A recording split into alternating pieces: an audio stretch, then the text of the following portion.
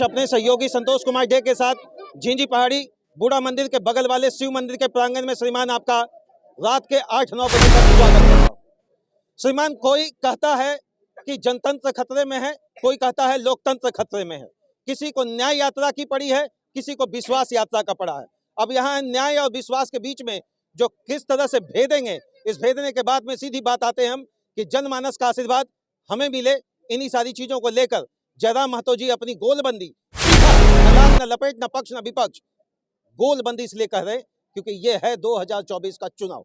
पहले तो श्रीमान झिंझी पहाड़ी की धरती पर श्रीमान आपका स्वागत करेंगे। स्वागत आपका भी है बड़े भाई, आपका भी बहुत बहुत स्वागत है और तहे दिल से आपका इस्तकबाल करते हैं इस सरजमी पे। तबीयत पानी खराब है, कल ही 3 नई बीमारियां सामने आई हैं, नाक में और कान का इशू है और लगभग 15 दिन का कोर्स भी दिया गया है, लेकिन उसके बावजूद कहाँ रुकने वाले और कहाँ थकने वाले। अभी आप अपने भाषण में एक बात रख रहे थे, 20 बीघा में पुदीना, 12 बीघा में पुदीना।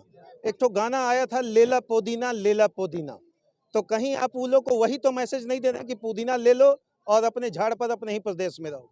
नहीं, हमारा ये संदेश है कि हम स्वीकार करते हैं पश्चिम बंगाल हमारा बड़ा भाई, बिहार हमारा मंझिला भाई, उड़ीसा हमारा संझिला भाई और झारखंड छोटा भाई। सबका अपना अपना ज़मीन का टुकड़ा है, सबका अपना अपना राज्य है, तो फिर हमारे ही राज्य के साथ सौतेला व्यवहार क्यों? हम उसी बात को रखें कि भाई सबको राज्य का बंटवारा मिला है। आप अपने राज्य में जो भूभाग मिला है, किसी को मिला है 88,752 वर्ग किलोमीटर, तो किसी को मिला है 94,163 वर्ग किलोमीटर, तो किसी को मिला है 1,55,707 वर्ग अभी किलोमीटर। आप मानते हैं कि आपके क्षेत्र में परिसीमन की स्थिति नहीं बनी और दूसरे ने दखल अंदाजी किया? ये सब तमाम आंकड़े और सारी चीज़ें ये बता रही हैं साफ साफ कि अन्य राज्यों के हमारे तीनों बड़े भाई, अन्य राज्य के हमारे तीनों बड़े भाइयों ने हम पर दखल अंदाजी किया है। आप अगर टाटा के हिस्से में चले जाए तो उस ओर जो मेरा भाई है वहाँ दखल अंदाजी है। अगर आप इन कोयला के खदान में चले आए तो इस ओर जो हमारा भाई है उनकी दखल अंदाजी है और बाकी इस ओर का भाई का दखल अंदाजी तो हर जगह में है। तो और उसका प्रमाण है, शहादत होंगी हमारी, कत्लेआम होगा हमारा और हमारे बक्सर से आए हुए माननीय राज सिन्हा जी विधायक बन के नेतृत्व करेंगे। अच्छा जयराम भाई, एक तरफ आप भाई भी बोल रहे हैं, दूसरी तरफ बोल रहे हैं कि झुमरा पहाड़ भी चलना है और अगर किसी कारणवश मेरा काम नहीं हुआ तो 4 बच्चा पैदा करो, 2 बच्चा को पढ़ाओ लिखाओ डॉक्टर बनाओ और 2 बच्चा के हाथ में कुल्हाड़ी पकड़ाओ।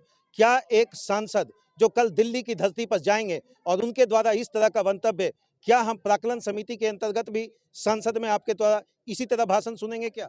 नहीं, संसद में व्यवहार अलग होगा। आंदोलनकारी जब कोई होता है तो जाहिर सी बात है उसमें आक्रामकता होती है और निश्चय ही मैं स्वीकार करता हूं कि हमारे शब्दों में विष है, लेकिन वो विष वातावरण में मुझे मिला है। मैं तो एक पढ़ने वाला छात्र था तो मैं कुछ जानता भी नहीं था, लेकिन जब मैं आसपास के वातावरण में घूमा, किस प्रकार आउटसोर्सिंग के माध्यम से आज धनबाद में CMRI में 150 लोग आंदोलन में धरने पर बैठे हैं, कहीं 200 लोग बैठे हैं, किस प्रकार आउटसोर्सिंग के माध्यम से हमारी नौकरियों में छटनी हो रही है, बाहर के लोग स्थापित किया जा रहा है।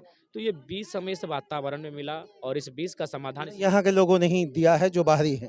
बिल्कुल नहीं, उसमें हमारे लोग भी हैं, बाहरी नहीं, हमारे बड़े भाई बोलिए। चलिए, अच्छा एक चीज़ और बताइए, अभी एक गाना बज रहा था, हर घर में एक ही नारा गूंजेगा, जय श्री राम की जगह जय जय राम बजेगा। अगर ये बच्चा की बात कर रहे हैं या नेताओं तक आप लोग ये संदेश पहुंचाने की कोशिश कर रहे हैं कि हर नेता के कान में ये नारा बजेगा, जय जय राम सुबह शाम गूंजेगा? हाँ, बिल्कुल वही संदेश है और भारत के जगह यहाँ झारखंड है और झारखंड में कहीं ना कहीं वो प्यार वो सम्मान तो मिला है कि आज लड़ाई के कारण अपनी पहचान बनी है और झारखंड में वो दिख भी रहा है कि आज बच्चे बच्चे हमारे नाम तो लेते हैं और इसका कारण है हमारा काम। नारी शक्ति को लेकर भी आप संबोधन करते हैं अपने, हमेशा मैंने सदैव ये बात देखा है। कहीं ऐसा लगता है कि आज भी छली गई पूरा झारखंड का नारी, उनको सामने लाने के लिए कोई भी प्रावधानिक सिस्टम ना इस तरह से मजबूत ढंग से बना कि केंद्र में उन्हें स्थापित किया जाए न राज्य में स्थापित किया जाए? बिल्कुल, उसके लिए मुझे लगता है जो वर्तमान की सरकारें हैं उन्हें ध्यान में रखते हुए नारियों को विशेष संरक्षण प्रदान करते हुए कुछ विधेयक ऐसे लाने चाहिए जिसमें नारियों की प्राथमिकता हो और उन्हें प्रोत्साहन मिले। अच्छा, लोकसभा के टिकट के चुनाव के अंतर्गत एक चीज़ तो आप प्रेशर पॉलिटिक्स जनरेट करने में जयराम महतो मेरे तरफ से सफल रहे। गिरिडीह और धनबाद का टिकट को उजागर करने में दोनों पार्टियों ने बड़ा लंबा समय लिया। इसको आप अंदर से क्या खुशी समझ रहे हैं या वाकई एक बड़ी चुनौती समझ रहे हैं? देखिए, खुशी भी है और चुनौती भी है, क्योंकि अगर उन्होंने खुशी से बात की है कि चलिए एक नन्हे से बालक से घबरा कर उन्होंने वेट किया और चुनौती से बात की है कि जब वो प्रत्याशी लाएंगे तो कहीं ना कहीं बहुत तगड़ा प्रत्याशी लेकर सामने रखेंगे, या फिर कई नई नीति के साथ अगर पुराने प्रत्याशी को भी लाएंगे तो कहीं ना कहीं साम दाम दंड भेद की नीति को प्रेजेंट करेंगे। चुनौती भी है, खुशी भी है, दोनों है। अच्छा, जीजी पहाड़ी में एक मंदिर है, इसको लेकर यहाँ जो लखन जी हैं काफ़ी लंबे समय से प्रयासरत हैं। हम लोगों ने भी इस बात को उठाया है कि इसको पर्यटन स्थल घोषित करो, साथ ही साथ जो गजट नोटिफिकेशन है उसमें देर क्यों? क्या ऐसा लगता है कि आने वाले समय में संसद में पहुंचेंगे तो आपके नोटिफिकेशन के माध्यम से उनको वहां तक रखने का काम करें? बिल्कुल संसद में हम पहुंचेंगे तो झिंझी पहाड़ी के इस मंदिर को सदन में रखा जाएगा। ये ऐतिहासिक धरोहर है, 9वीं शताब्दी की है, तो जाहिर सी बात है ऐतिहासिक विषय है, इस पर हम लोग सदन में चर्चा करेंगे। बिहारियों के लिए क्या संदेश है? बिहारी हमारे क्या बोले संजला भाई हैं, उनको यही संदेश होगा कि हम लोग सबसे छोटा भाई हैं, आशीर्वाद दीजिए, हमारे हक अधिकार से जो हमारा वंचन हो रहा है, दोहन हो रहा है, वो कृपया ना करें, ना दोहराएं, हमें हमारी सीमा में रहने दें, बल्कि आशीर्वाद देते हो। अच्छा, बार बार पारसनाथ का आप नाम लेते हैं और पारसनाथ के साथ अपने को जोड़कर आप बताते हैं टाइगर पारसनाथ से निकल गया है, दहाड़ेगा, चीरेगा, फाड़ेगा, ये क्या धमकी समझे या वाकई अपने हक के लिए गोलबंदी? अपने हक के लिए गोलबंदी है। दहाड़ेगा, चीड़ेगा, फाड़ेगा मतलब है कि अब हम गूंगे बन के नहीं रहेंगे, जो हमारी हिस्सा है उस पर हम बात करेंगे। जैसे इससे पहले टाटा पे खिलाफ किसी का साहस नहीं होता था कि सवाल उठाने का, मैंने पूरे भरे शहर में टाटा के प्रबंधन से सवाल उठा दिया कि हु इज ललित दास, कौन है भाई, सीएसआर को संभाल रहे हैं। तो इसका मतलब है टाइगर पहाड़ से निकल चुका है, बेलगाम होकर निकला है, और झारखंड में जो जो अत्याचार कर रहे हैं उन अत्याचार करने वालों की पोल खोली जाएगी। बहुत बहुत धन्यवाद। जिस तरीके से अपनी बात को ये रखने, इतना तो तय है 2024 की गोलबंदी में जिस तरीके से किया जाए, आगाज कहां तक पहुंचेगा इसका तो अंजाम हम नहीं बता पाएंगे। इतना तय है श्रीमान कि 14 जो भी विधानसभा का क्षेत्र, लोकसभा का क्षेत्र होगा, उसमें 6, 7, 8 तक इनकी गोलबंदी जबरदस्त होगी। एक अंतिम प्रश्न के साथ हम लोग वाइंड अप करेंगे, जीत को लेकर कितना सुनिश्चित है? देखिए, हम यथार्थ को जीने वाले छात्र हैं, डॉक्टर ऑफ फिलोसफी के स्कॉलर हैं।